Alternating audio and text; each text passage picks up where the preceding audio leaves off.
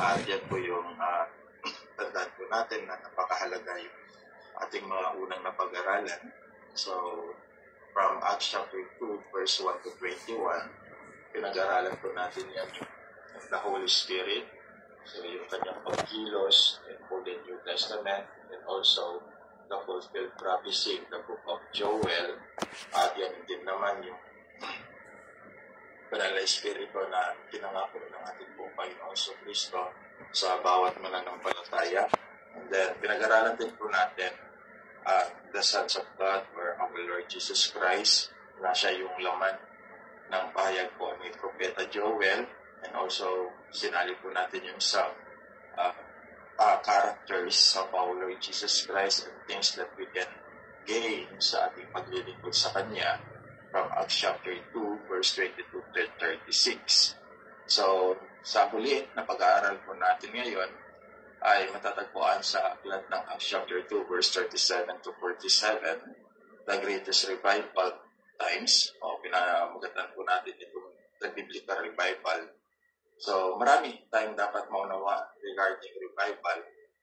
At yan po yung atin pong pagbibigyan ng diin sa oras na ito. So, bago dyan tayong lahat ay pagpunalangin. Panginoon, minsan pa kami pinubusang magpapasalamat sa patuloy po ninyong kabutihan sa buhay. Sa kabila kayo ng Diyos na marami pong mga pagsubok na dumarating, Panginoon. Marami po kaming nararanasan, Panginoon, sa buhay na ito, Panginoon. But thank you so much for your grace. Thank you so much for the strength. Thank you so much for the love, Panginoon. Dahil sa mga bagay na ito ay nagiging matagumpay kami. And now, Lord, ay muli po kaming mag-aaral ng aklat ng Acts. Panginoon, open our heart and our mind. Give us knowledge, wisdom, para God. Muli po naming unawaan-nawaan yung mga salita. Dahil alam po namin, Panginoon, na walang saysay ang aming pong pag-aaral. Kung ito po kayo ng Diyos ay hindi po namin maunawaan. At higit sa lahat, Panginoon Diyos ay hindi maluwalhati ang iyong banal na pangalan ang Panginoon Jesus. So I pray, Father God, that your Holy Spirit open every heart. Kayo, Panginoon Diyos, ang siyang patuloy na maluwalhati, may taas, Panginoon. Tawarin niyo kami sa lahat ng aming pagkukulang, sa lahat ng aming mga kalituan, Panginoon. Patawarin niyo kami, Panginoon Diyos, sa mga bagay-bagay na natagawa po namin kung saan nasasaktan namin ang iyong kalooban. Sa oras na ito, sa aming patuloy na pag-aaral, pagdulog sa inyo, kalahin po namin na kapangyarihan na inyong ng Espiritu na patuloy na ipisan, Panginoon, patuloy na magbukas sa aming mga puso at magpaunawa na yung banal na salita. Dahil kung wala po siya, wala po banal na Espiritu, ay walang anuman, Panginoon Diyos, na papag-aaralan po namin. Dahil alam po namin na siya lamang ang may kakayahan kung paliwanag dito sa amin. Thank you so much for your word that continue to give us hope, Panginoon, ang mapatuloy ng bibisan ng pag-asa, kalakasan, Panginoon, sa spiritual naming buhay. Salamat po sa inyo. Salamat, Panginoon, ito po aming samadalangin sa pagkakas ng aming Panginoon Jesus. Amen. So, again, katulad ng sinabi ko, from chapter 2, verse 37 to 47, we have only 10 verses to talk about. Pero makikita po natin dito, unang-una na pinaka-priority natin makita mamaya, kung ano yung bunga at kung ano yung nagagawa ng tinatawag po nating biblical revival, which is ito yung pag-usapan po natin, the greatest revival of all times.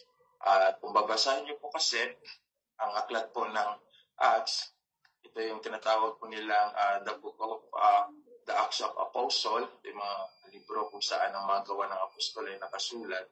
But dito rin natin matatagpuan ang mga pangyayari at naganap sa mga unang iglesia. Pagkatapos, ang ating Panginoong Kristo ay pumunta na po sa langit.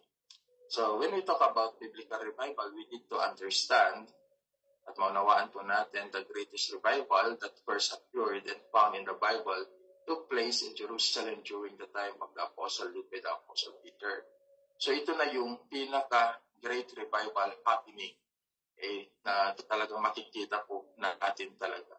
So bakit ito yung greatest revival? Mayroon namang mga revival na nangyari na maaaring makikita po natin in the past century, no? So makikita po natin yung mga revival na ginagawa nila noon, nila Billy Graham at marami pang iba, nandiyan sina D.L. Moody at marami pang mga iba.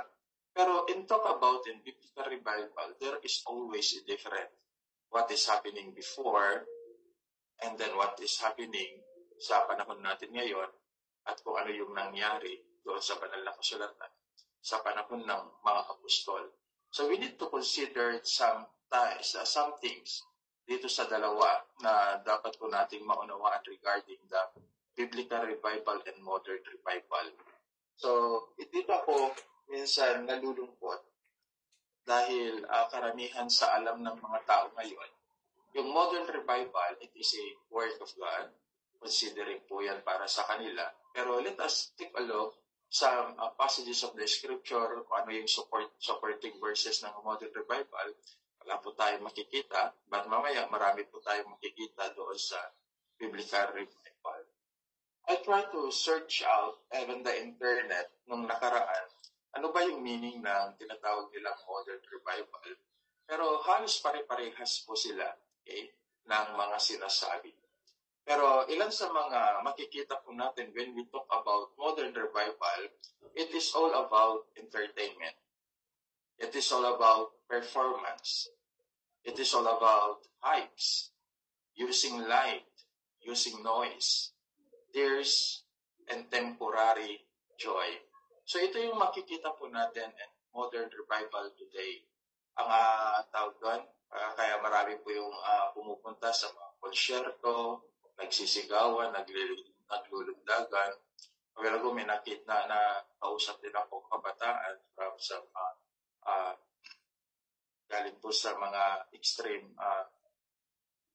movement, sabi niya, sir, ang ganda doon, pastor, sa pinuntan namin, talagang nabibless ka talaga, ang ganda ng sound, ang ganda ng entertainment, ang ganda ng mga kanta, ang ganda ng mga lights, so ang daming mga tao, so they are enjoying, so that is the way that ini-interpret nila yung revival.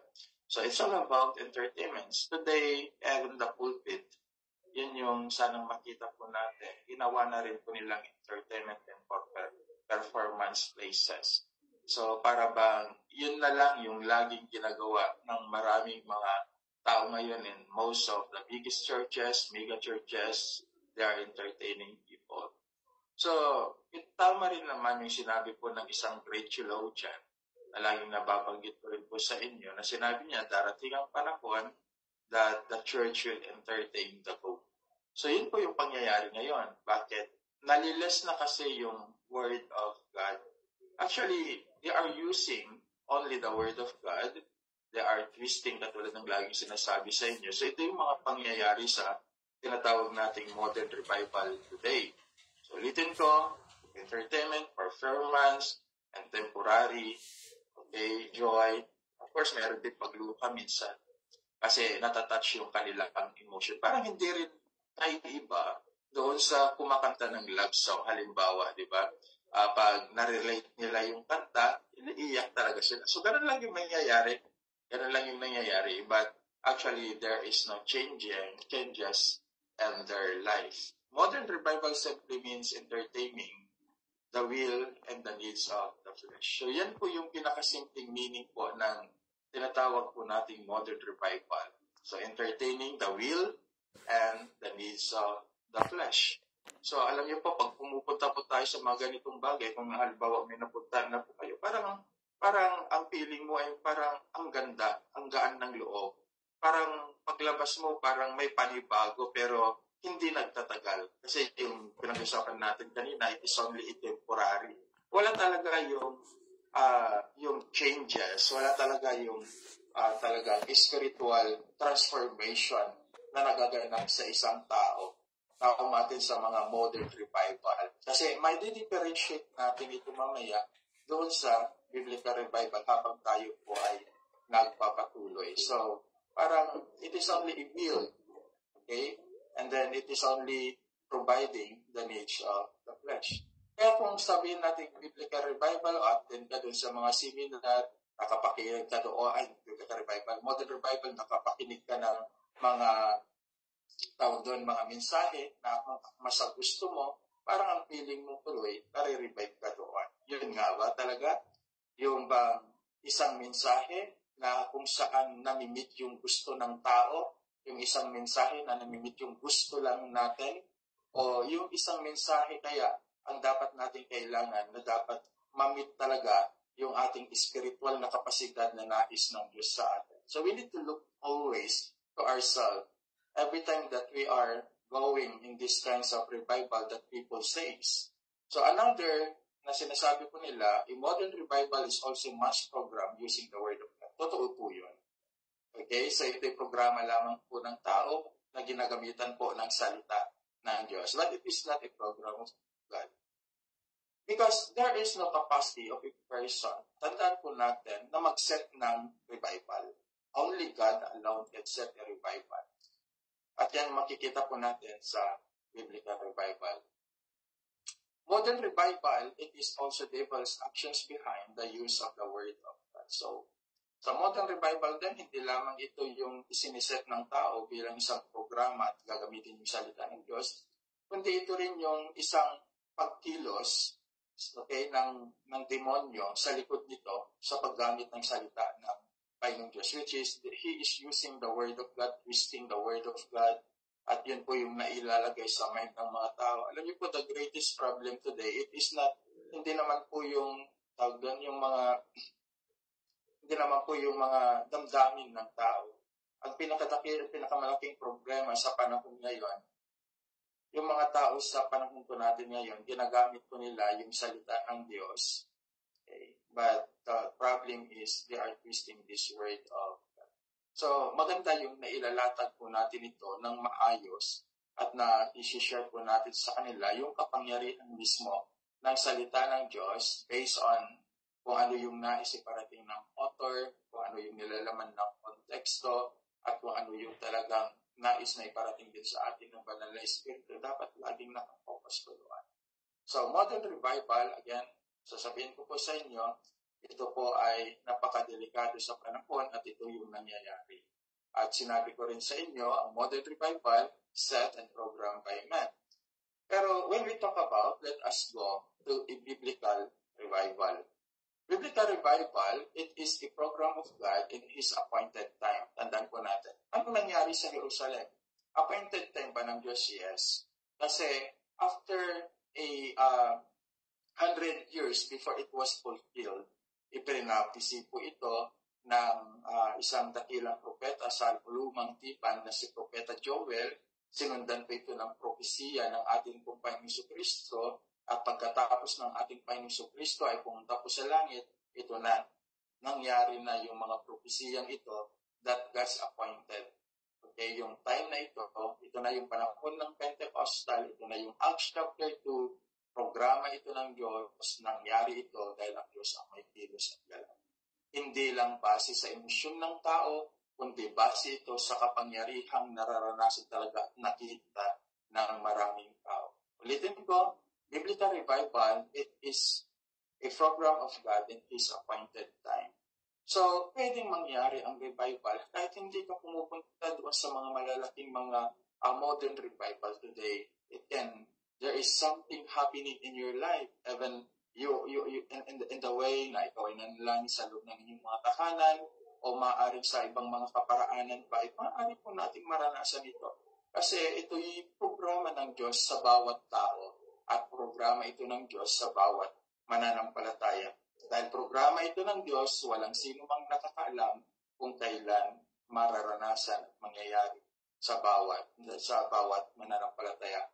But the greatest revival, actually, we experience that during the time that we hear the gospel of Christ. Yan yung pinakaunang-una na talaga na naranasan natin yung revival, that our spiritual being ay nagkaroon ng buhay. Dahil tayo nga po ay patay, nagkaroon ng buhay dahil sa mensahe ng magandang balita na ating pong napakinggan. So it is also a program of God to bring a person unto repentance, brokenness, and lasting change. So ang biblical repentance, magkaiba po siya sa modern revival doon sa biblical revival. Kasi yung modern revival, it is only entertaining and finding joy and then minimit yung lust na yung gusto ng katawang panlupa. Pero samantalang itong biblical revival na pinag-aaralan po natin, it is a program of God to bring a person into a repentance. Okay, so naranasan natin yan. Yung talagang ang isang tao ay tawag doon, magkakaroon ng pagbabago ng kanyang kaisipan at puso.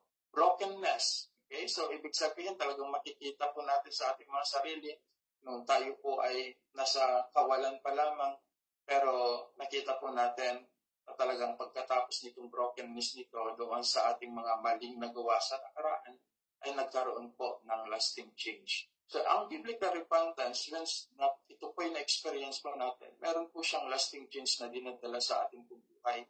Hindi po siya pansamantala, kundi patuloy na pagbabago na naranasan po natin, na naging bunga ito ng ating pagsisisi, and also the brokenness of our heart from the despair, at tayo naman po ay nakaranas ng liwanag at kasiyahan sa salita po ng Panginoon. So that is some views and some meaning to a biblical revival. It is also, isa rin po dito, it is also preaching the sounds of doctrine that leads to a person to become more fruitful and to have a heart that exalts Christ. So ang biblical revival, hindi po pala nawawala dito yung tinatawag nating sound doctrine.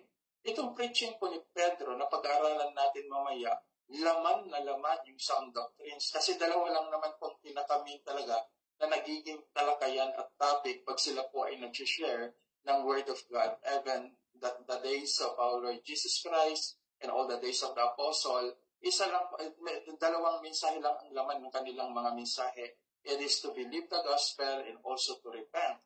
So, ibig sabihin, paniwalaan nila yung Ebanghelyo o paniwalaan nila ang Panginoong Jesucristo at magkaroon ng bagong buhay. So, yan po yung makikita po natin dito sa biblical revival. It is also a preaching, the sound doctrine.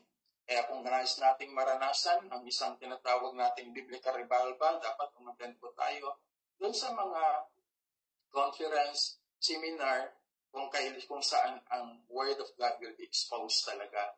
Hindi lamang siya entertainment, kundi talagang babad doon sa aral at salita ng Panginoong Diyos. At pag ito'y napakinggan po natin, maglilid po ito sa atin o sa isang tao na maging mabunga sa espiritual na buhay at magkakaroon ng puso, isang puso na walang ibang maluwalhati o niluluwalhati, kundi ang ating pong Panginoong Jesucristo.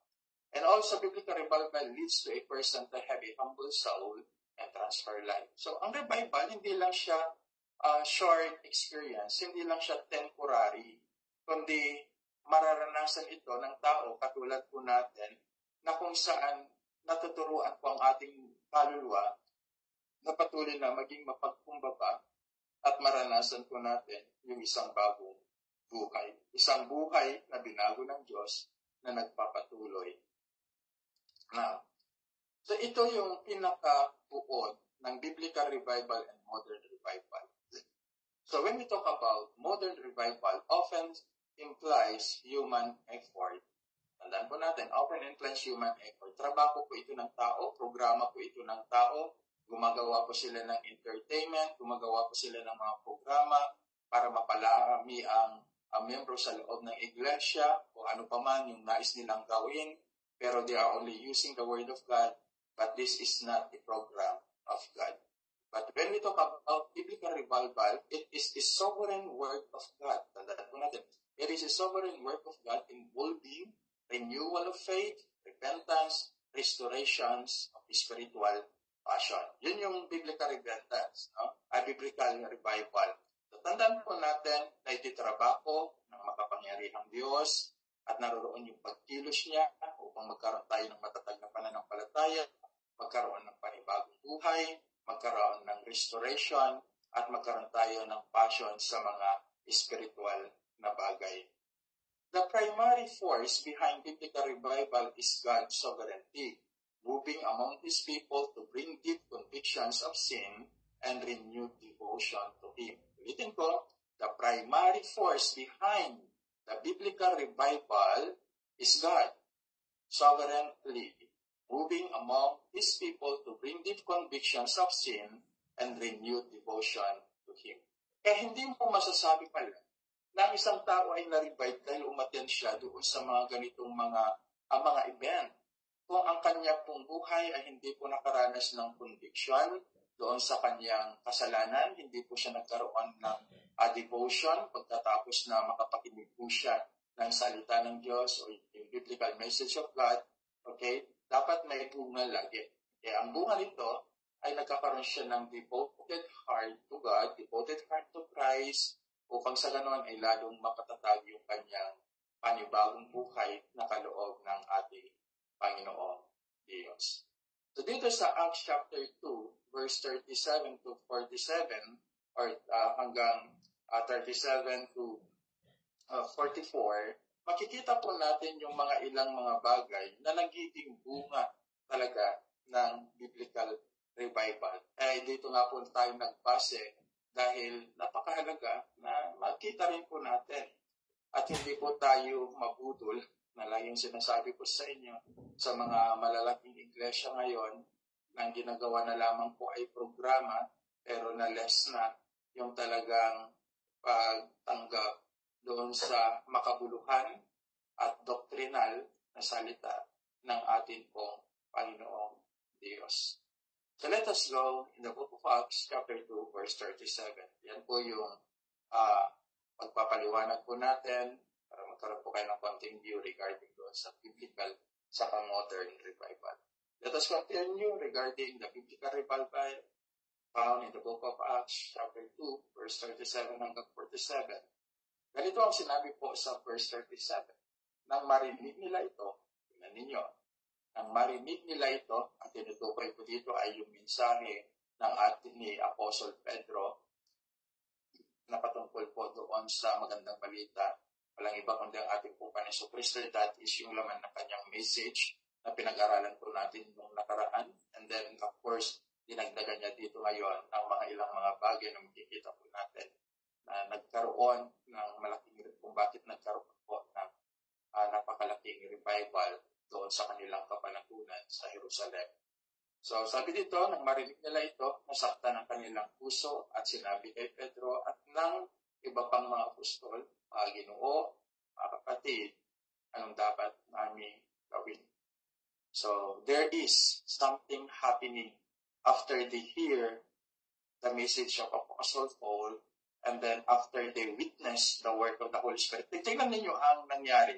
Kaya nagkaroon ng biblical revival po dito, the greatest revival of all times. Unang-una, nakita nila yung kakaibang pagkilos ng Espiritu Santo na talaga namang pinatunayan ito ng mga saksi. At pagkatapos na ito'y maunawaan nila, tumayo itong si Pedro, ipinaliwanag niya ang kanilang mga sinasabi at ito'y patungkol sa kay Jesus na pinako nila sa krus ng Kalbaryo, na kung saan siya yung naging kabayaran ng mga kasalanan ng mga taong sumasampalataya sa Kanya. At ganoon din naman, makikita po natin na inilatag ni Pedro dito kung sino ang Panginoong Kristo. So, he introduced, our Lord Jesus Christ in their life. So, napakahalaga kasi doon sa revival talaga na dapat maipakilala po talaga natin kung sino ang Panginoong Kristo sa buhay ng tao. Hindi yung they are going doon sa tinatawag pangkaraniwan, doon sa altar call. Actually, if you have a pamphlet, mahalaga po yung mabasa nyo rin po yung tinatawag po nilang decisions regeneration. So, yan din yung mga altar call at marami pang mga iba na ginawang programa ng mga tao. So, ang altar call po kasi ginawa po yan ng tao, pinamunuhan po yan ni Charles Spenley noong panahon po noong 1800s. So, tingnan po natin ulit. Balik po tayo sa subject.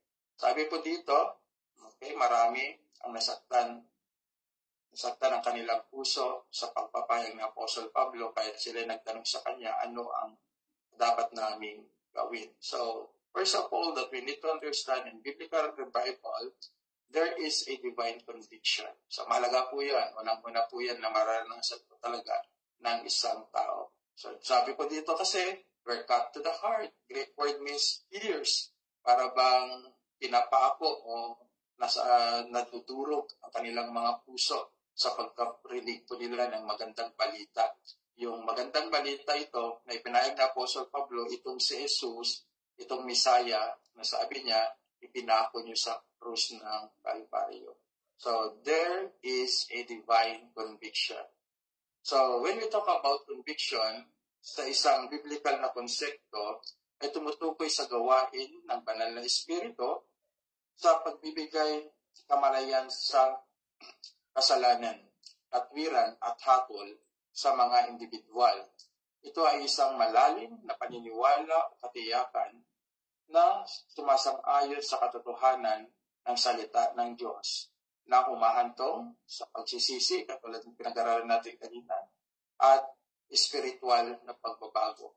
Ang banal na conviction na ito ay mahalaga para sa lahat ng mananampalataya patungo sa kabanalan at mas malalim na relasyon sa Diyos. So when we talk about conviction, it is all about changing life from our darkness life to the light of Christ, from yung modern or worldly life po natin to godly life. So ito yung isang gawain ng conviction. Ito yung gawain ng Espiritu. Ito yung pagkilos ng Espiritu Santo sa buhay individual po sa atin. Kaya kung naranasan po natin ito, wala doon sa putik, hinango tayo ni Kristo, hinango tayo ng salita ng Diyos, at ngayon naranasan po natin ang liwanag ng Panginoon Kristo. So, we experience the divine conviction. Hindi lang siya sa salita, kundi talagang nararanasan po natin sa bawat aspeto ng ating buhay. Verse 38, sinabi rin dito, sinabi sa kanila Pedro, magsisi kayo at magbautismo. Ang bautisa sa inyo, ang pangalan ni Jesucristo upang mapatawad ang inyong mga kasalanan at tanggapin ninyo ang kaloob ng Espiritu Santo. Pangalawa, there is a divine repentance. It is not only a conviction. Nabanggit rin naman yan kanina sa unang talata in verse 37. There must be, or there is a divine repentance. Hindi lang mayroon siyang divine conviction, but there is a divine repentance. So, ibig sabihin, when we talk about repentance, katulad sinabi ko sa inyo, metaineo, which is a change of thinking. So, may pagbabago. Pag nangyari ito, may tatlong bagay na lagi nating tandaan and talk about repentance. Pero hindi ako magpo-focus po dito.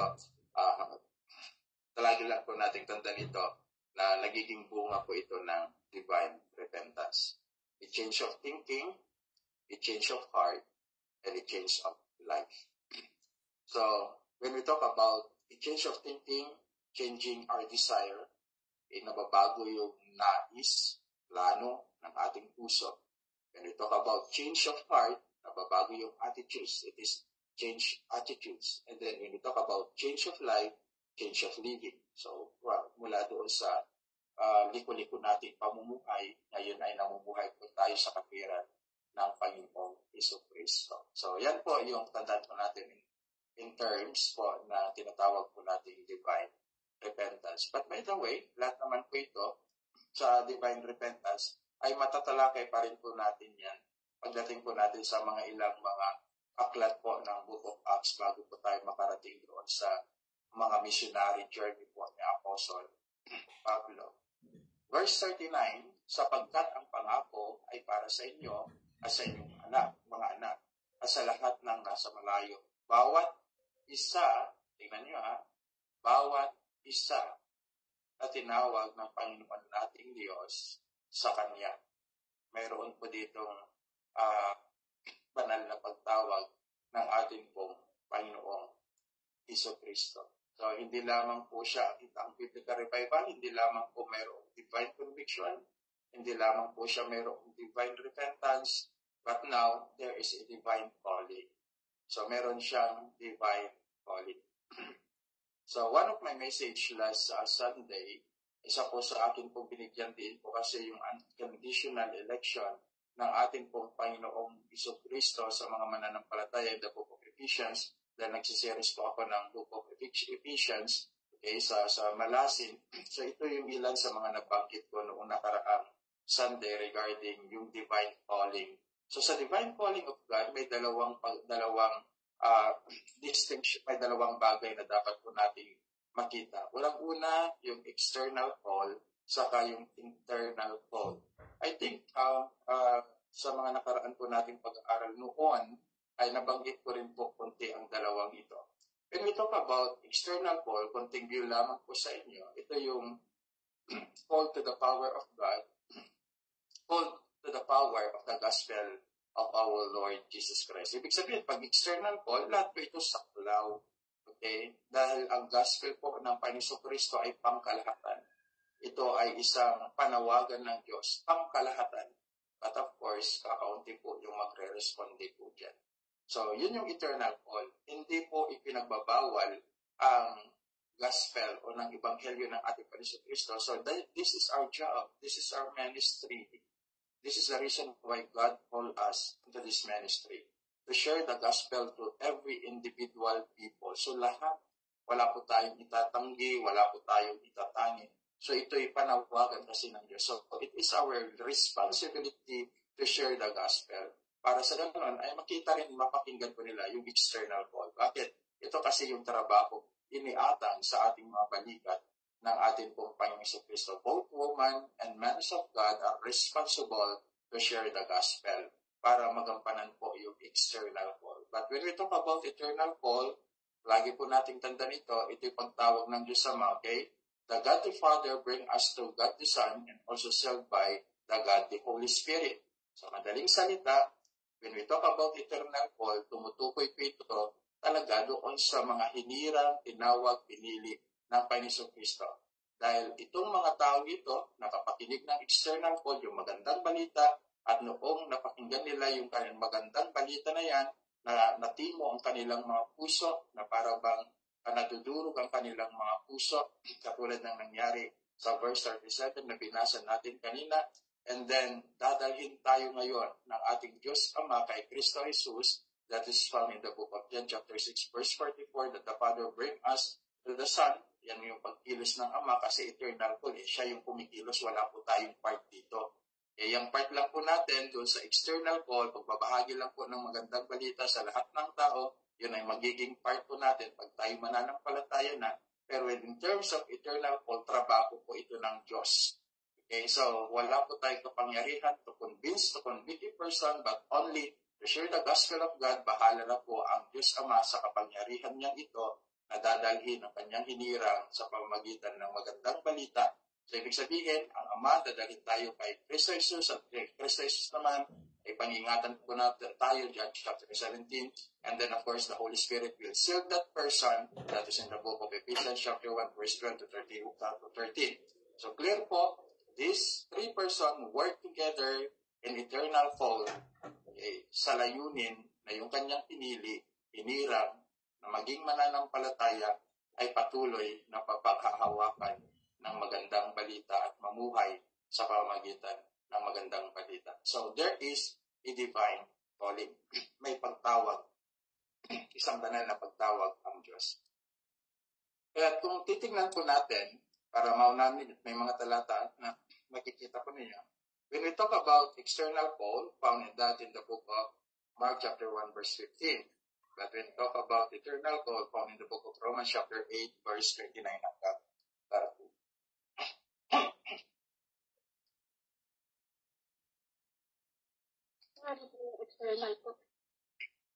Okay. Mark, So, Mark chapter 1 verse 15. Okay, so yan po yung tandaan po natin sa external call and eternal call. External call, it is preaching the gospel, and then external call, preaching the gospel. Eternal call, it is a following of the Father, Son, and the Holy Spirit doon sa kanyang mga pinili. So yan yung mga talata. But by the way, ito rin po ay maaaring kung may mga katanungan kayo pagdating ng araw, pag-aralan din po natin. White po ito, itong patungkol sa mga pagtawag na ito.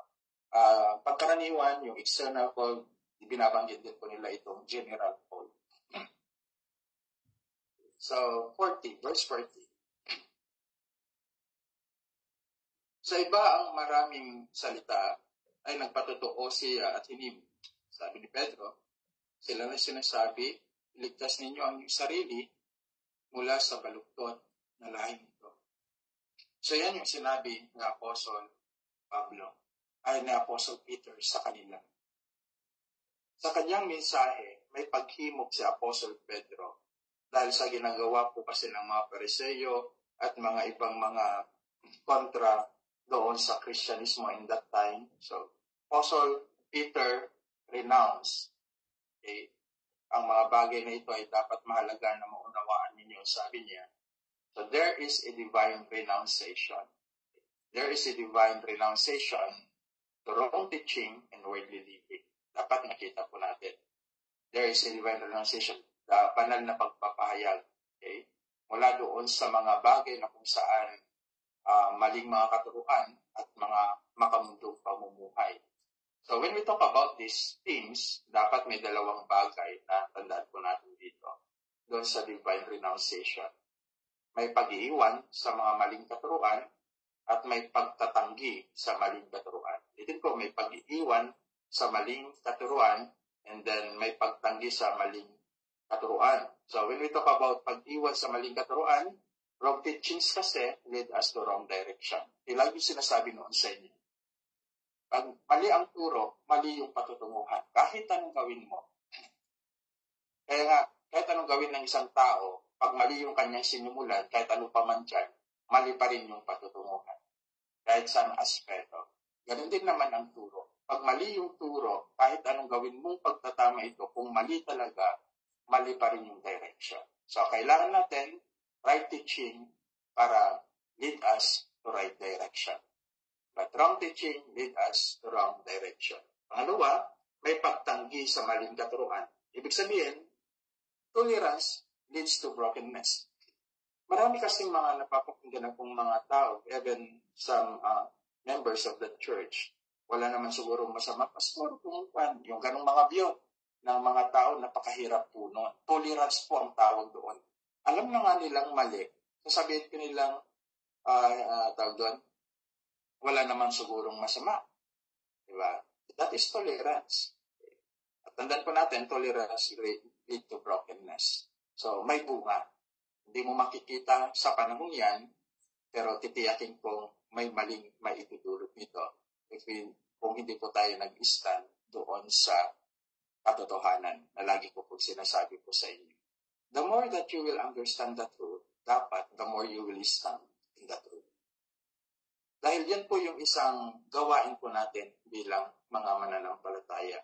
Hindi yung tayo nagmamagaling-magalingan lamang, pero dapat ang pag-aaral ng salita ng Diyos, hindi lamang ito sa pagbabalanse, kung dapat nakikita po natin ito sa lahat ng aspeto.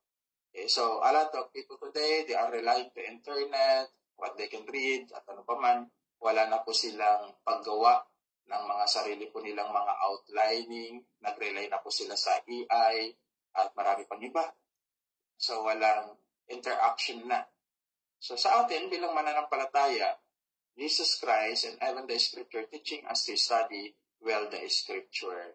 Dahil dito natin matatagpuan ang buhay na walang hanggan at dito po natin makikilala kung sino si Jesus. Si Jesus na atin pong pinaglilingkuran. Tandaan po natin, pag mali at hindi po natin dapat tanggapin, dapat po natin itong tanggihan. Kasi meron po dapat, pag-revive na tayo, okay, naranasan po natin yung divine revival sa ating pong Panginoon Kristo. Ibig sabihin, iiwan mo yung mga bagay na alam mo na mali kahit na ito'y naging kagawian mo na ng matagal na panahon. Kahit na ito'y naging buhay ng mga iglesyang maaaring pinuntahan mo noon, ngunit dahil nabuksan ang iyong kaisipan sa katotohanan, iiwan mo ito. Another, ang pagtanggi sa maling katuruan, tandaan din po natin, tolerance leads to apostasy. So dapat, nakita po natin, hindi lang tolerance leads to brokenness, but tolerance leads to apostasy. So, hindi lang yung masasaktan ka, mawawasak ka, pag ipinagpapatuloy natin yung mga maling mga turo, kundi ito rin po ay maaaring magdala sa atin sa pag-iwan natin sa makatotohanang salita ng Diyos. Verse 41. Kaya't ang mga tumanggap sa kanyang salita ay binautismuhan at nagdagdag araw-araw iyon ang may 3,000 kaluluwa. So maliban po dito, kung tuloy-tuloy po natin Marami talaga ang naging bunga during this time, the greatest revival of all time. Patuloy po ito kasi hanggang sa chapter 4. Makikita rin po natin na marami talagang mga patuloy na nababago sa panahon po ng mga apostol. At yung pagbabago nila, talaga makikita mo yung extreme change. Radical changes from worldly living to spiritual living. Yung kanilang mga dating mga turo, iniwan ko nila for the sake of Christ at sinundan ko nila yung turo ng ating pong Panginoong Kristo. Another term pala ng revival na makalimutan ko, when we talk about revival, it is changes, pagbabago, pagpapanimula. Yan din po ang another na termino sa tinatawag po natin revival. Kaya may bagong katuruan, may bagong doktrina sa panahon nila at ang katuruan ito ay ang turo ni Kristo at ang doktrinang ito ay ang doktrina ng ating pong Panginoong Jesucristo. Kahit may changes talaga sa Book of Acts sa panahon po ng unang iglesia. So, when we talk about that, yung tumanggap sa kanyang salita, so there is a divine acceptance. So, biblical revival brings also a divine acceptance. Hindi lang siya divine conviction, hindi lang siya divine repentance, renunciation, meron din po siyang divine acceptance. Saan? To the Word of God. So, mayroon pong pagtanggap, banal na pagtanggap mula sa salita ng Diyos. So, marami po kasi nakakapakinig ng salita ng Diyos, pero hindi po nila talaga ito tinatanggap. Pag sinabi po natin tinatanggap, ang salita ng Diyos, ito yung you are willing, freely, to live with it. Handa kang mamuhay sa salita ng Diyos. Yun yung salitang pagtanggap, hindi lang yung pinakinggan mo. Pag sinabi mong tinanggap mo yung salita ng Diyos, tinanggap mo yung turo ng Diyos, you are willing to live with it. At kahit anong mangyari, yun yung talagang layunin mo, yung mamuhay sa salita ng Diyos na ating napakinggan, yung ating napag-aralan, so we are living to live for that things. So there is no revival, tandaan po natin, there is no revival, there is no preaching of the Word of God. Totoo po yun. Yung pure Word of God, hindi lang po yung ginagamit po yung salita ng Diyos, hindi po yung pinoprograma ng tao, kundi yung pure Word of God. We are introducing, nilalatag po natin yung kabuuan ng salita ng Diyos. Kung gusto natin talagang maranasan ang biblical revival sa loob ng iglesia, ilatag po natin, ipahayag po natin ang kabuuan, walang labis, walang kulang na salita ng Diyos. It is not only comes from our mind, but comes from the deep Word of God. Yan po yung dapat po natin gawin sa ating pong mga iglesia. Turuan po natin sila at talagang naroon sana na hindi po natin nililid o minimistray ang mga nakikinig sa atin. Hindi po natin sila binibigyan ng paguluhan sa loob ng iglesia. So alam niyo po, ito yung sinabi ko sa inyo noon. Mahalaga talaga sa loob ng iglesia na mayroon silang iisang turo, mayroon silang iisang pamantayan, mayroon silang iisang basihan ng pagtuturo ng salita ng Diyos. Katulad po natin, mayroon po tayong mga statement of faith, mayroon po tayong mga sinusundan. Mahalaga po yun, hindi yung nandaragdag po tayo. Doon kasi nakikita talaga ang kaayusan. Same as true if you study in the Book of Acts. Sumusunod lang po ang karamihan sa kanila sa mga bagay na nagiging pagpapasya ng mga apostol. So, ibig sabihin, may mga turo na talaga na minana po nila sa Panginoong Kristo na ipinagpatuloy ng mga apostol at ipinagpatuloy din po ito ng mga tao na nakundik noong kanilang panahunan at naging bunga po nito ay ang mga tao ngayon na namumuhay ng totoo sa salita ng Diyos. There is no revival, there is no acceptance, of course, to the God's Word.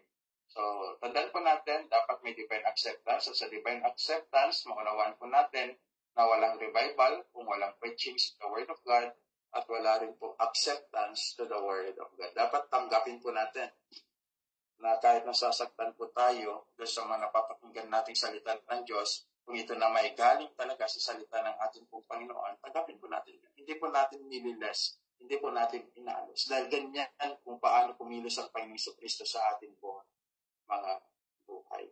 So, the next one na makikita po natin dito, there is also a divine will. So, verse 14 sabi niya, tingnan po natin dito. Nanatili silang matibay sa turo ng mga apostol, sa pagsasama-sama ng pagputol-putol ng tinapay at sa mga pananalangin at ang pagkakaisa ng mga mananampalataya. So tingnan po natin, when we talk about divine will, it is not your will. So marami po kasi nagsasabi kahit na will nila, ito yung divine will. So marami pong nafe-fail po dyan. Sasabihin nila, will ni Lord na asawa ko ito, pero pagkatapos po ng maraming panahon, nag-iwalay din po sila. Nabubulag po sila kasi sa kakahanap po nila ng mga sign. Naniwala po kasi sila sa mga sign and wonders which is out of the scripture. Yung sign and wonders po, nangyari po sa Old Testament lamang po yan sa panahon ni Daniel, sa panahon ni Joseph, sa panahon na ipinaprophesize po yan ni Joel, yan po. No? Pero sa panahon po natin, the Bible is clear, the Bible must follow. Sundan po natin yon at habang sinusundan po natin ang salita ng Diyos at inaaral ang salita ng Diyos, matatagpuan po natin yung kalooban ng Diyos. Okay? So dito, there is a divine will for spiritual growth and maturity. So sa mga mananampalataya, meron po silang pagnanasa noon sa mga nakaranas ng revival. Meron na silang divine will. Para saan? Sa paglakong spiritual, okay? At pagiging mature po nila sa spiritual na bagay. Paano yun mangyayari? So, nandito po yung mga bagay na tingnan po ninyo para minsanan na lang po yung matibay na turo, pagsasama-sama, at pagpuputol ng tinapay, pananalangin, at pagkakaisa ng mananampalataya. Apat po yan. Unang-una, to study sound doctrine. So, if you hear revival, nagkakaroon ka ngayon ng interest doon sa mga doktrinal na bagay, doon sa mga katuroang Biblia. Hindi lang po encouragement, kundi talagang mas interesado ka ngayon doon sa mga katuroang Biblia.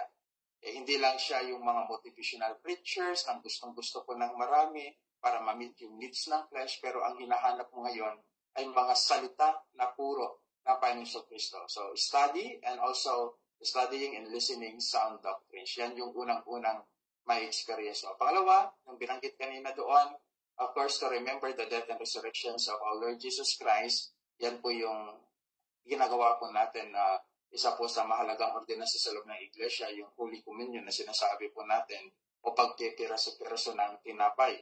So, nagiging parte po tayo nito. Okay. Lagi-lagi nating binibigyan ng din ito na maging kasali po tayo at ginaganap po natin ito sa loob ng iglesia. And then, pangatlo, prevalent prayer. So, pag na-experience mo ang biblical revival, nagkakaroon ka ngayon na maalab na puso na patuloy na nanalangin. Isang puso na patuloy na nakipag-communicate sa ating Panginoong Diyos, laging nanalangin, nakipag-usap sa Kanya. Of course, we experience a biblical revival, ibig sabihin, ang hinahanap po natin talaga ay ang Diyos na, yung nakikinig tayo at nananalangin lagi para sa atin po, Panginoong Diyos. Nakipag-usap po tayo lagi sa Kanya. As we read also kanina, yung pinasa po natin. And then, lastly, to have a fellowship to our co-believers. So, yan po yung sinabi po dito sa verse 42. Matibay na turo, pagsasama-sama, at pagpuputol ng tinapay, pananalangin, at pagkikaisa sa mananampalataya. So, you enjoy to be with sa mga kaparehas mong mananampalataya. Okay, so dapat makita po natin yon. In terms of fellowship, dapat maranasan natin yung pagmamahalan ng bawat isa sa kaparehas po nating kapananampalataya. No? So, walang nagmamataasan, walang nagbubulyawan, walang mas magaling sa ganito o ganyan. Kundi makikita po natin talaga yung unity, yung love, yung humility, yung submissions to the leaders. Dapat nakita po natin yung alignment na ito. Why churches today, marami po yung mga nagsasara, broken, kasi nawawala po ito, yung the real essence of fellowship. Gusto ko rin tackle ito eh. Actually, you can find this in the book of Hebrews. Yung talagang pakikipag-ugnayan ng isang totoong mananampalataya sa kanilang kapwa mananampalataya. Inside the church today, sad to say na marami na po yung hipokrito sa loob ng iglesia. Mabuti sila, pagharap sila, pero traitor sila pag nakatalikod na yung mga tao, okay, na ayaw nila. So sana, sa inyo, yan sa New Life Christian Fellowship Globalization, makita, maranasan po yung pagkakaisa po ninyo, yung pagmamahalan po ninyo, yung pagpapasakop ninyo sa salita, yung fellowship na may joy, hindi lang siya yung joy na temporary, kung yung isang joy talaga na talagang maranasan mo talaga yung pagkakapatiran ng mananampalataya, dahil ito yung dapat nating madala lagi sa ating mga puso. Nandiyan dyan yung pag-uunawaan ng bawat isa. Napakalaga po yan in terms of fellowship. At yan po sana yung hindi po natin mawala sa loob ng iglesia. Katulad ng nangyari doon sa Acts, nakakabasa lang po natin kanina. So sa fellowship, hindi dapat mawala ang tatlong bagay na nauna. Sharing sound doctrines, remembering the death and resurrections of our Lord Jesus Christ, of communion, and then preparing in prayer. So sa fellowship, hindi lamang siya go outside. Alam niyo po ito yung problema. Pag tayo po pumupunta, hindi ko naman binibigyan ng mali doon sa mga nag-outing. Kasi kahit sa church po natin, may mga outing din naman, may mga outdoor activities. Pero diinan po natin yung sound doctrines. Dapat may gawain talaga.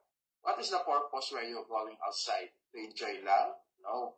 Dapat, if you are believers, you're going outside not only to enjoy by your own, but also enjoying with the presence of God. Enjoying with the presence of God, dapat hindi nawala yung tatlo.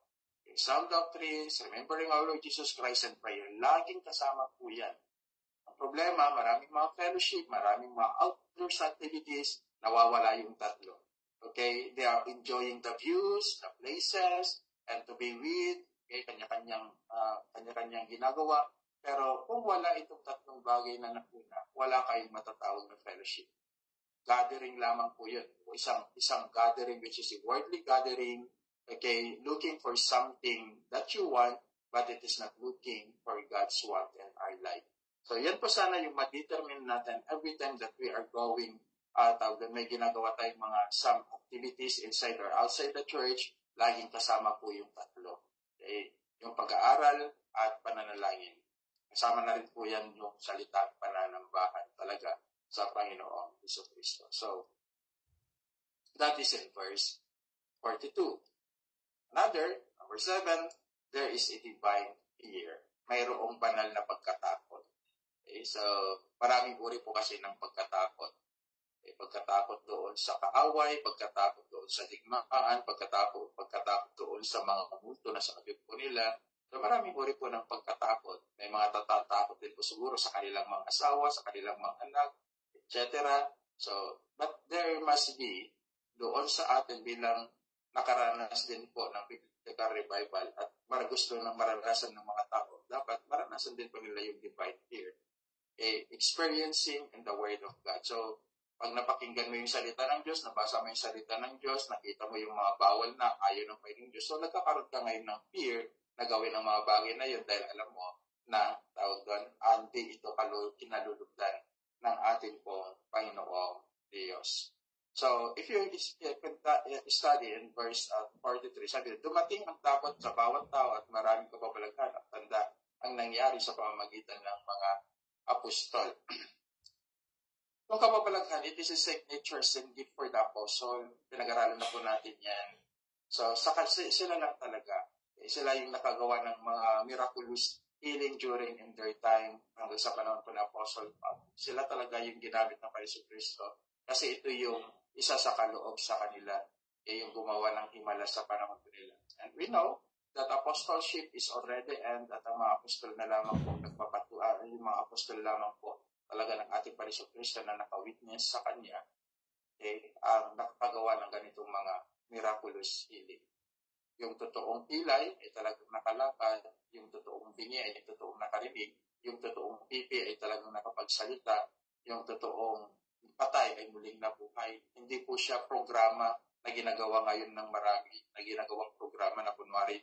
Alam niyo po, mayroon akong napanood lang ng expose regarding that things. Hindi ko nababanggitin ko anong iglesia po yun dahil I think nakalimutan ko na rin. Pinoprograma lang po nila pala. Kunwari, mayroong paralitiko na nilagay sa harapan tapos biglang nakalakad. Pero yan is part only of their program. Kasi may ilang mga kasali sa iglesia noon na nag-expose sa gawain sa loob ng iglesia na pinaniwalaan naman ito ng marami at yung mga naniwala na ayaw na nilang paniwalaan yung katotohanan na sinasabi nung nag-expose ng tao ito sa iglesia. So, sad to say, they are using also maraming mga paggamit sa salita ng Diyos at mga kabalututan na ginagawa ng tao. Hindi po napiplis po doon ang ating pong Panginoon. Because they are using the Word of God for their own purposes. So when we talk about divine fear, the fear that brings closeness to God. Okay, so when we talk about divine fear, ito yung pagkataos na magdadala sa atin ng kalapitan sa Diyos. And then, the fear that brings change of life for God. Ibig sabihin, hindi lang kalapitan ng Diyos, kundi isang pagkatapos na nagdadala rin sa atin ng pagbabago para sa Panginoon. So, yan po from verse 37 to 43, pito po yan na ating pong makikita, katulad ng sinabi ko sa inyo kanina. Dapat meron po tayong nararanasan po natin and talk about divine revival, yung tinatawag po natin biblical revival. Okay? Nararanasan po yung divine conviction, divine repentance, nararanasan po natin yung divine calling, nararanasan po natin yung divine renunciation, nararanasan po natin yung divine acceptance, nararanasan po natin yung divine will, nararanasan po natin yung divine fear, okay, na nanggagaling po lahat yan sa Panginoong Diyos. Bakit? Lahat ng ito ay, kung titignan po ninyo, ay talagang galing po lahat ito at pagkilos ito ng Panginoong Diyos sa bubuhay ng tao. Kaya sinabi natin kanina, pinag-aralan natin kanina, there is a great difference between modern revival sa biblical revival, because modern revival, it is only a program of men which is in temporary enjoyment lamang ng tao, full of entertainment and joy, while the divine revival or biblical revival brings 7 things to us na ating pong pinag-aralan ngayon. So dito sa verse 44, although hapyawan natin po ito, dito sa verse 44, regarding, actually, ito po yung mapag-aralan po natin pagtalalaki po natin doon sa missionary of Apostle Paul. I think that is beginning verse 13 na po yan, yung mga journey niya doon sa pagtungo sa mga Macedonia, kung anong klase ng tao mga taga-Macedonia in terms of giving. Pero dahil nabanggit din dito kung gaano magbigay ang mga mananampalataya sa kanan ng mga apostol, at makikita rin po natin dito sa Acts chapter 2, beginning verse 44 hanggang 46. So, tingnan na lang po natin. Pero ito'y magkakaroon po ng kalinawan pagdating po natin doon sa first missionary journey ni Apostle Pablo or second missionary journey niya sa mga taga-Corinto at sa mga sulat niya sa mga taga-Corinto. Matatakal po natin kung paano magbigay ang mga taga-Macedonian church para sa iglesia. So, uncomparable kasi yung kanilang puso sa pagbibigay sa loob ng iglesia, na ito sana yung maging puso din po natin, no? So, tingnan po natin the heart of giving. Binigyan ko naman po ito. Wala na po tayo sa biblical revival. Verse 44 hanggang 46, the heart of giving. Sabi dito, at ang lahat ng mga mananampalataya magkakasama at ang mga mananampalataya ay magkakasama at ang kanilang ari-arian ay para sa lahat. May contribution. And then, ipinagbili nila ang kanilang mga ari-arian at ang kayamanan at ipinamahagi sa lahat ayon sa pangangailangan ng bawat isa. At araw-araw, habang sila'y magkakasama sa templo, sila'y nagpuputol-putol ng tinapay sa bahay-bahay at nagsasalo-salo na may galak sa kanilang puso. So, if we going deeper about these things, makikita po natin yung pagbibigay kung anong uri ng puso, kung paano ang puso ay magbigay para sa gawain ng Panginoon. So, dapat makita po natin dito, when we talk about the heart of giving, makita po natin yung the positions of the heart in giving, the attitudes of the heart in giving, the principle of the heart in giving, and also the goal of the heart in giving.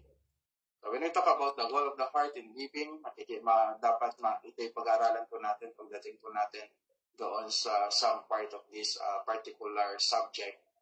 When we talk about positions of the heart in giving, kapyaw lamang po, huwag ihambing ang sarili sa pagbibigay. When we talk about the attitudes of the heart in giving, mas mabuting magbigay kaysa tumatanggap. Binanggit po ito ng Panginoong Kristo in the book of Acts chapter 20 verse 35. And then, the principles of the heart in giving, mas maganda yung magtanim ng marami kaysa magtanim ng kakaunti. Magbigay ng mas marami sa gawain ng Panginoon Diyos kaysa magbibigay ng kaunti. That is a principle of giving found in the book of 2 Corinthians chapter 9. And then the goal of the heart in giving, magbigay ng kaloob para sa misyon, sa pagpapalaganap ng salita ng Diyos at magbigay ng tulong sa lokal na iglesia at gawain ng ating Panginoong Diyos. So, yan po yung mga bagay na babalikan po natin sa mga susunod na talakayan po natin in terms of giving. At yung sabi ko dito, doon sa goal of the heart in giving, magbigay ng tulong sa lokal na iglesia para sa kakatibay ng gawain. Ang lokal na iglesia, which ang ibig sabihin po nito, okay, local iglesia means your church where you hear the word of God. So, ang iglesia ngayon, na kung saan nakikinig kayo na salita ng Diyos. Yan yung local na iglesia nyo ngayon. It is not the iglesia na pinanggalingan po natin, kundi kung saan tayo ngayon nakikinig ng salita ng Diyos. Kasi marami po yung misinterpret po. When we talk about local na iglesia, tumutukoy po ito kung saan tayo ngayon nananambahan. Yan po yung pinaka-local na iglesia po natin. Dahil lahat naman po tayo, at lalo na yung mga Kristiyano na may pinanggalingan po dito sa Pilipinas, may pinanggalingan po sila. Pero may lokal na iglesia po kayo dyan na pananambahan. At yan po yung tinutukoy po dito. And hopefully, we will going back in this subject pagdating po natin doon sa mission po na Apostle Pablo sa mga taga-Corinto. So, and then, verse 47, three things that we need to experience when we receive revival. Verse 47, sabi dito, nagpupuri sila sa Diyos at nagtamo ng lugod sa lahat ng tao at itinaragdag sa kanila ng Panginoon araw-araw ang mga naliligtas. Three things that we can experience when we receive experience biblical revival. So sa verse 37, bilang conclusion, sabi niya, ito yung mararanasan ng taong nakaranas dito, hindi lamang doon sa naging part po natin na mararanasan din natin yung transformation ng pagbibigay sa gawain ng Diyos. Pero when we experience biblical revivals, unang-una, patuloy na nagpupuri sa Diyos o pananambal sa Diyos. Pangalawa, patuloy na nagiging kalugod-lugod sa mga tao. May changes sa buhay po natin. At ang pangatlo, patuloy na lumalago sa iglesia at individual na pamumuhay spiritual. So yan po yung nakabuod doon sa verse 47. Patuloy na nagpupuri sa Diyos, nagtatamo ng kaluguran sa mga tao.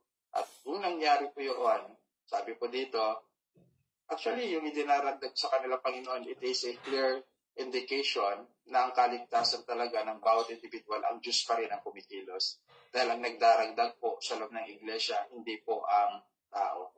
Kaya, yung mga mega churches, hindi ko naman blame. Dahil wala naman po doon yung mga word of God sa mega churches today.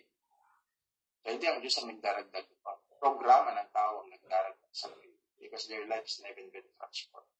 Pero dito sa tinatawag po nating iglesia ng Diyos, yung totoong iglesia ng Diyos, wala po tayong part, okay, sa paglago nito, kundi ang Diyos ang magpapalago nito. Trabaho lang natin, ulitin po, mag-share ng gospel ng Panginoon. And that is our job. Preaching the word of God, the gospel of Christ to every individual. Kaya yung pag-share po natin, ang Diyos na ang bahala na magdagdag ng kasama po natin sa loob ng iglesia. Dahil yan po yung kanyang pangako. Yung pangako ng ating Panginoong Diyos dahil siya po yung nagliligtas, hindi po tayo. So ulitin ko, lagi kong sinasabi ito sa inyo, ang part lang po talaga natin as being a followers of Christ, a children of Christ, is to preach the biblical gospel of our Lord Jesus Christ. His death, His resurrection, makalaga po yaon na lagi po nating ibahagi sa iba at ang pangakong kaligtasan ng Diyos sa lahat ng tao nagtitiwala at sumasampalataya po sa Yan po yung mensahe po ng ating Panginoon. Tayo manalangin. Diyos na makapangyarihan sa lahat, salamat po Diyos sa patuloy po ninyong kabutihan sa aming buhay. Salamat po sa inyo pong mensahe sa Gawa chapter 2. Tunay nga po Panginoong Diyos, patuloy na magbibigay sa amin ng kamalayan para patuloy po naming maranasan ang inyong pagkilos sa aming buhay. Thank you so much because we experienced a biblical revival na nagpapatuloy ngayon na nababago ang aming mga buhay. And we are always looking for a right teaching dahil alam po namin ito inyong kalooban. Tatagin niyo kami sa inyo pong magsalita at bigyan kalakasan sa bawat araw. Salamat Panginoon, ito pong aming sarundalan sa pangalan ng Jesus. Amen. Pinabalik ko na po. Maraming salamat. Pastor Georgette, napakaganda po yung binahagi sa aming biblical revival. And bago po tayo dumako ng mga katanungan, reflection, or testimony, tawagin ko lang po si Sister Florencia Cesar para po ipanalangin ang ating nagkayag po ng salita ng ating pong Panginoon. Amen po, Ate Florencia.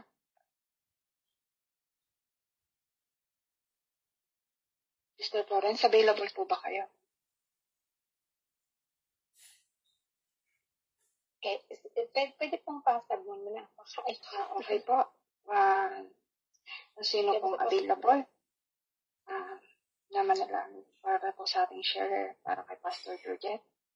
Please open the mic po. Amen po.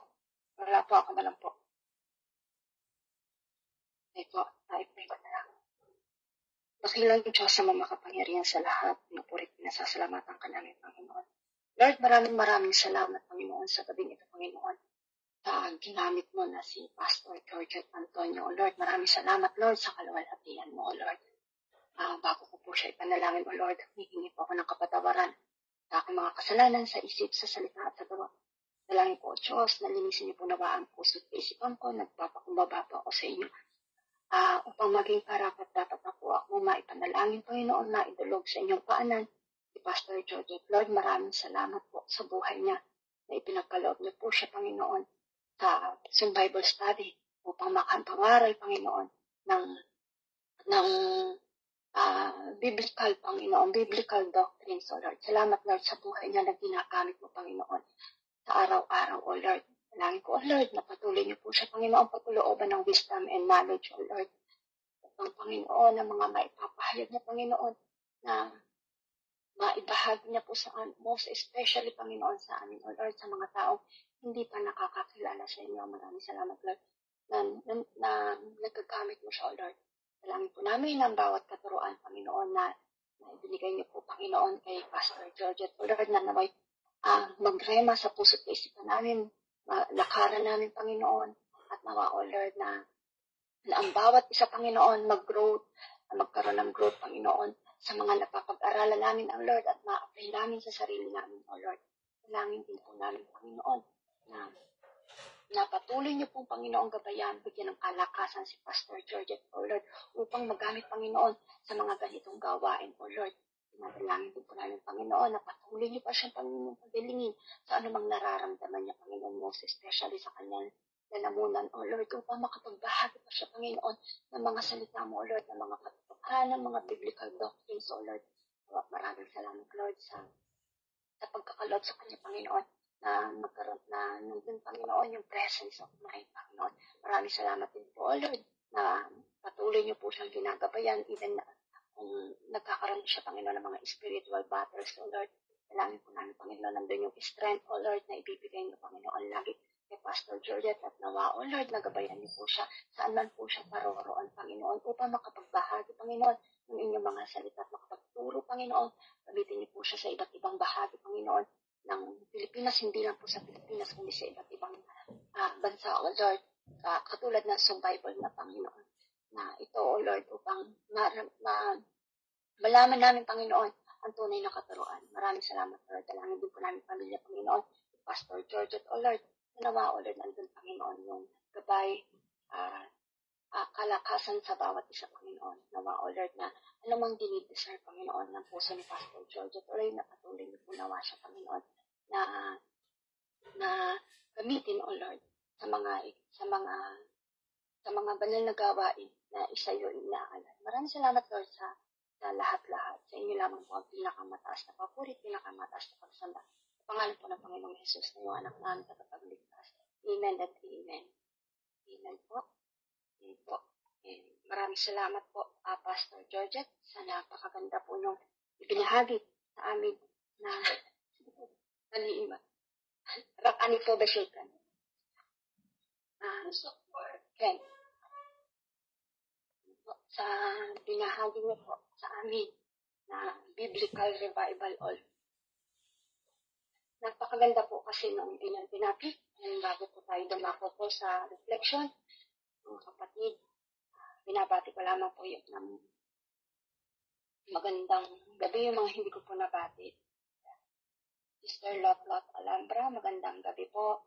And Brother Nat Kilapitan, magandang gabi po. Sister Ofelia, magandang gabi po. And Sister Sally Eugenio, magandang gabi po. Ngayon po mga kapatid, kung mayroon po kayong katanungan sa ating pong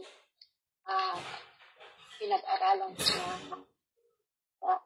biblical revival po, i-open niyo po ang mic at nandiyan po si Pastor Georgette upang sagutin ang mga katanungan. At alam ko po na maraming nag-rema sa inyo at marami tayong natutunan sa gabi ito mula po sa pinag-aaralan po natin na biblical revival. At alam ko po na kailangan natin po ma-open at matakil ang ganito mga tagat, lalo na po sa ating pong gawain.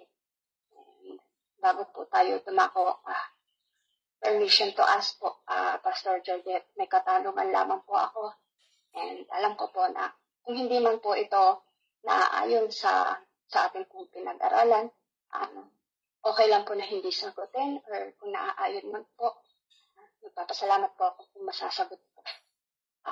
Dahil po dito sa biblical revival po, binibase po natin to kung ano po ang nangyayari noon at ang nangyayari sa ngayon. So, yun nga po, yung sinabi niyo po na modern revival is entertaining the will and the flesh. So, Pastor Georgette, kasi po, alam ko po na marami pong ngayong mga modern churches or marami po ngayon nangyayari na yun nga po, sabi niyo, the most of the modern churches, mas ginagawa po yung entertainment, yung program, and marami pa pong bagay na para makapag-encourage sa mga tao.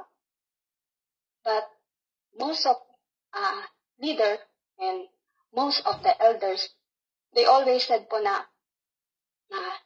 ginagawa nila yung entertainment because nafe-feel sila ng Holy Spirit. So, ngayon po, ang tanong ko po, ano po ba ang pagkakaiba ng Holy Spirit sa soul, na kapag sinasabi po kasi nila na di po ba yung soul isang ating emotion. So, kung yung soul po natin is i-combine sa Holy Spirit, kasi lagi po yun ang ine-extension nila na nafe-feel ng Holy Spirit. Kaya nandun yung entertainment, nandun yung joy sa pag-worship sa Panginoon. So, kailangan po ba talaga na laging magkasama ang soul at ang Holy Spirit kapag po tayo ay nag-worship sa God para po magkaroon ng entertainment or program sa church? So, yun po, Pastor, hindi na. Kung hindi man po siya tugon sa atin pong katuruan, okay lang po na hindi sagutin. Amen po, and God bless. Okay, so salamat sa Sir Nisa. When we talk about soul, it is true, ito yung nakakaramdam, right?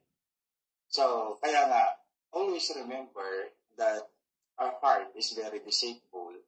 That is found in the book of Jeremiah, chapter 17, verse 9. So, hindi tayo magre-rely doon sa something that governed by our own emotion.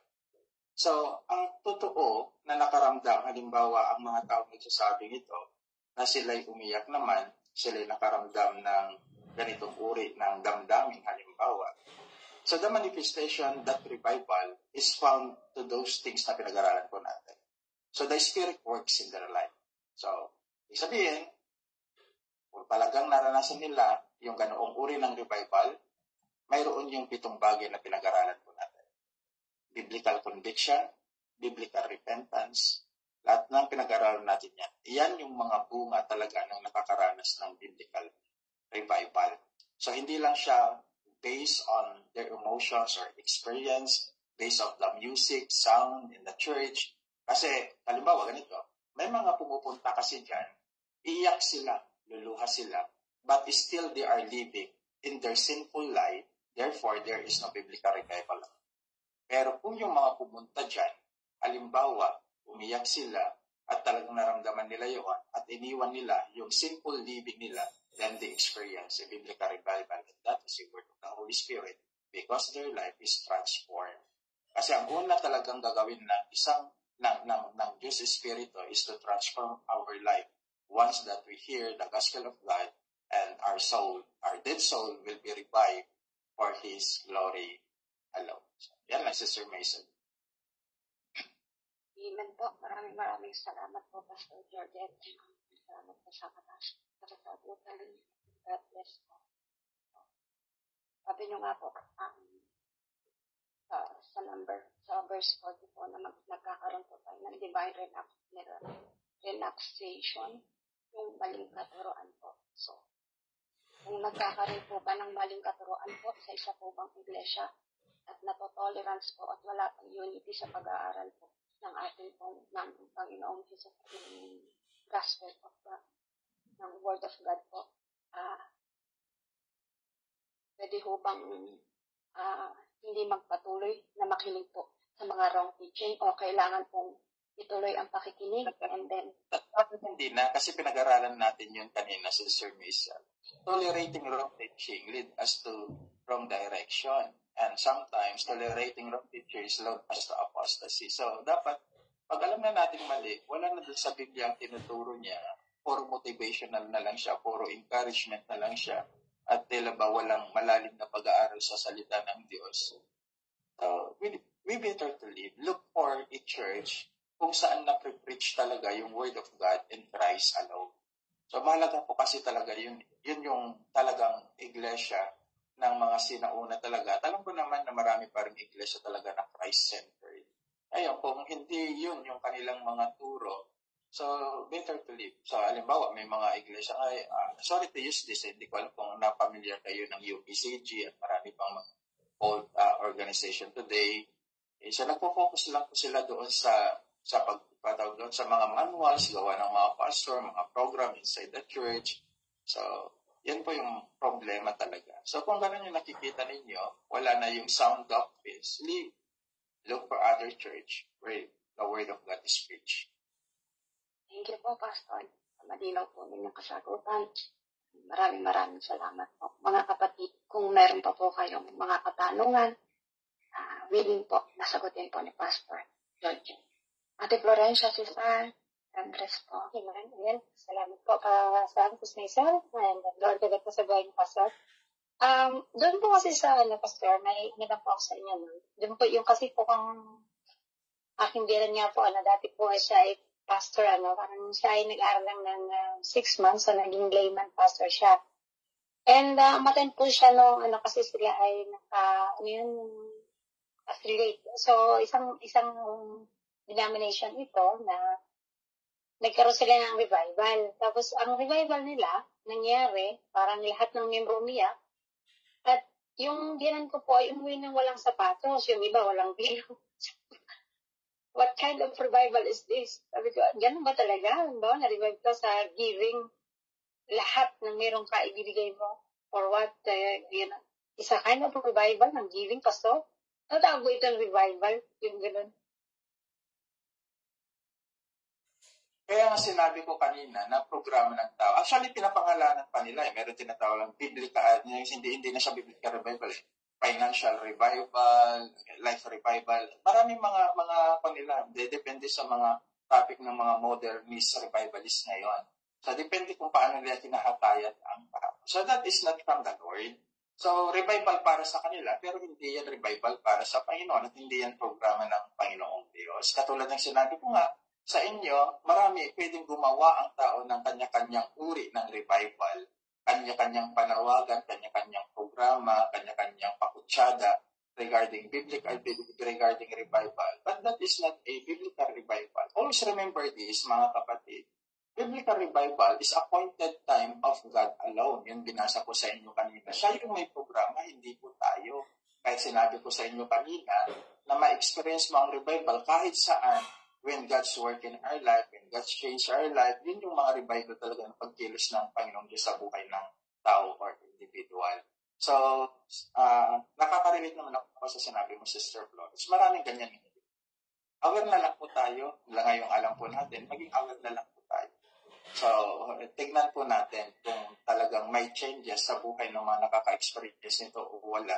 Hindi yung katulad sinabi mo, walang sapatos, nag-iiyakan sila, pero wala namang, halimbawa, wala rin lang naman nabago.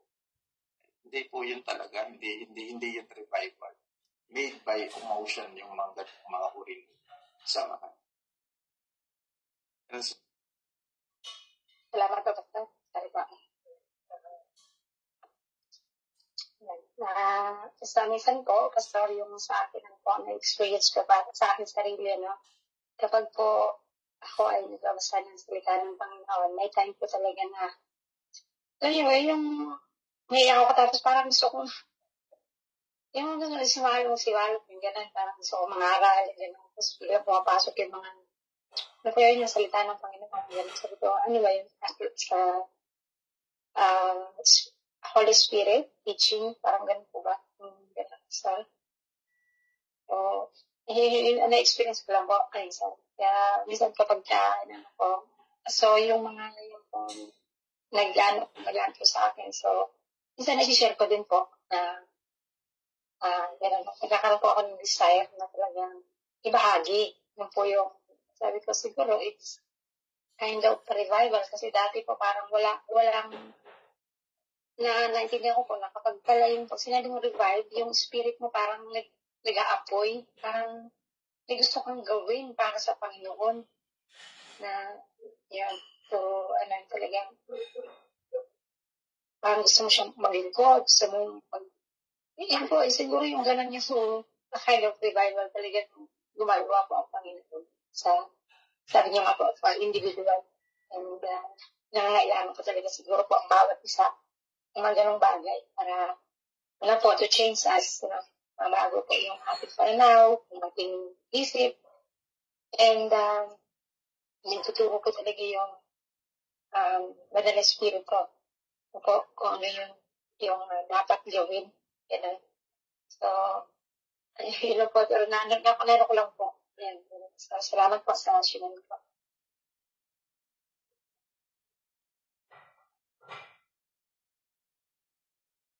Even po, maraming salamat po, Ate Florencia Cesar.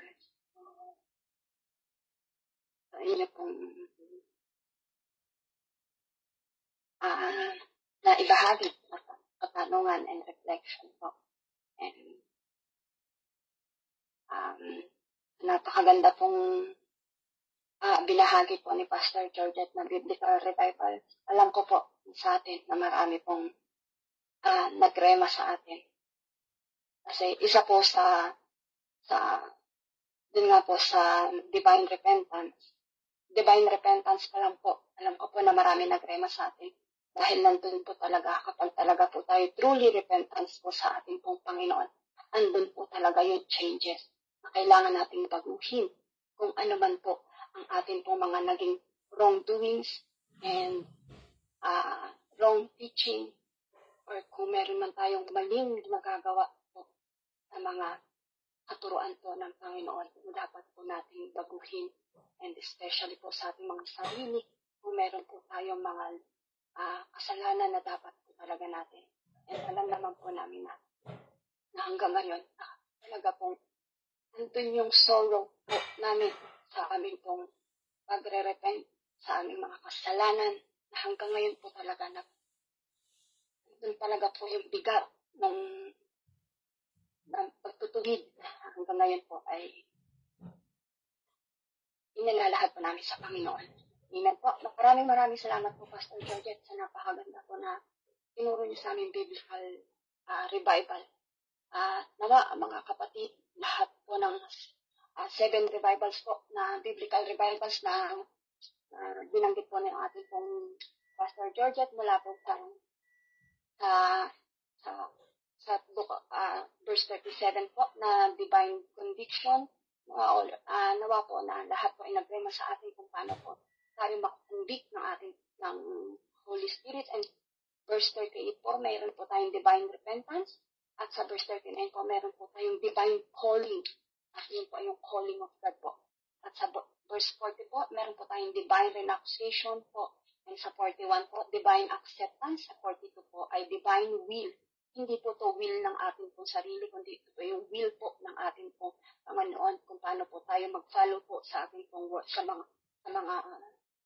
ito po yung spiritual growth and maturity po ng ating pong sa Word of God po.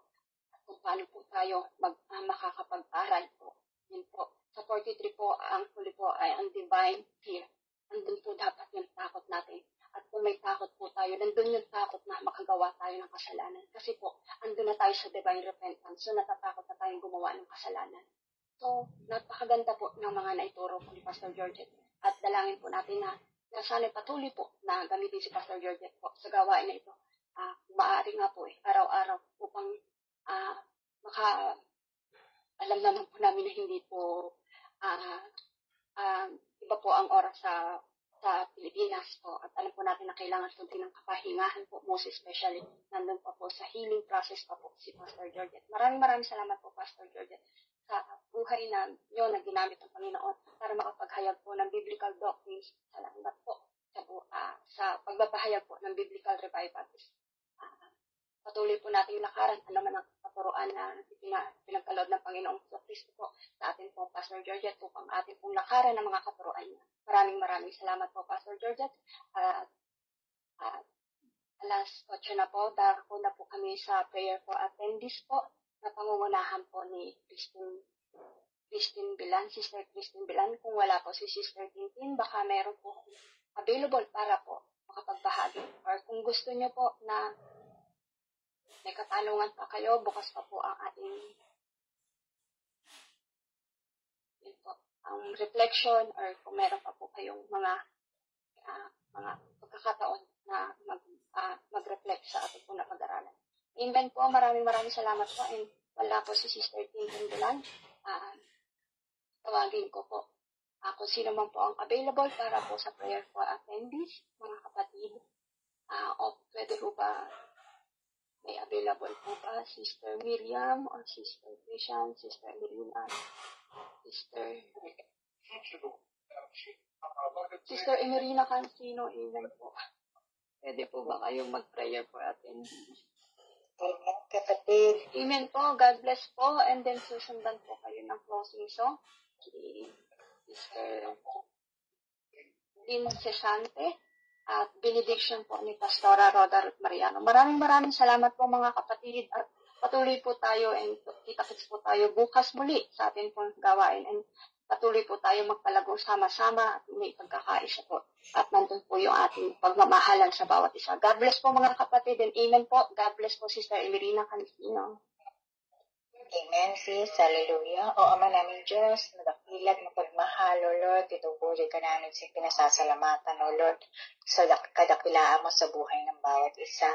Lord Ama, patuloy po ako humihingi sa iyo ng kapatawaran sa nagawa kong pagkakamali, sinasadya man, Lord, at sinasadya sa isip, sa gawa at sa salita. Ama, patawarin po ako, pakalinisin mo po ako, upang karapat-dapat ako magdulog sa iyo ng panalangin para po sa aming mga kapatid na nagsipagdalo ngayong gabi ng aming pag-aaral, O Lord. Hallelujah. Ama, salamat po at dinudulog ko po sa iyo ang aking mga kapatid. Tinataas ko po sa iyo ang aking mga kapatid na umattend ngayon gabi sa iyong gawain, si Sister Lourdes Cruz, at Sister Florencia Cesar, Sister Christian Sugaste, Sister Lotlot Alhambra, Sister Maisel Hernandez, Sister Miriam Antonio, Sister Mylene Yagdulas, Brother Natsuki Lapitan, Sister Ofelia, Sister Rema Vergara, Pastora Ruth Mariano, Sister Sally Eugenio. Lord Ama, ganun din po Ama sa lahat ng ginamit mo sa pag-aaral namin ngayong gabi, O Lord. Hallelujah. Hallelujah, O Lord. O Ama naming Diyos, Ama, sa mga anak mo na aking nabanggit ngayon, Lord. Hallelujah. Salamat po sa buhay ng bawat isa sa amin na nakinig ngayon, Lord. At Ama, patuloy po akong lumalapit sa iyo ngayong oras na pagtatapos ng aming pagtitipon, Lord, sa aming mga napakinggan, O Lord, sa aming mga pag-aralan. Salamat po, Lord, sa iyong kabutihan at sa pagkakataon na muli mo na naman kaming pinagsama-sama upang pagbulayan, Lord, ang iyong mga salita. At Lord, tunay nga, ikaw ang aming Diyos na gumagabay at nagbibigay ng direksyon sa aming mga puso at isipan. Hallelujah. At Ama, maraming salamat po muli sa bawat kapatid na dumalo, O Lord. Salamat sa kalakasan na binigay mo po upang kami po ay magsama-sama, O Lord, na makakinig ng iyong mga salita. Sa kabila po ng aming mga kabisihan sa aming mga trabaho ay binigay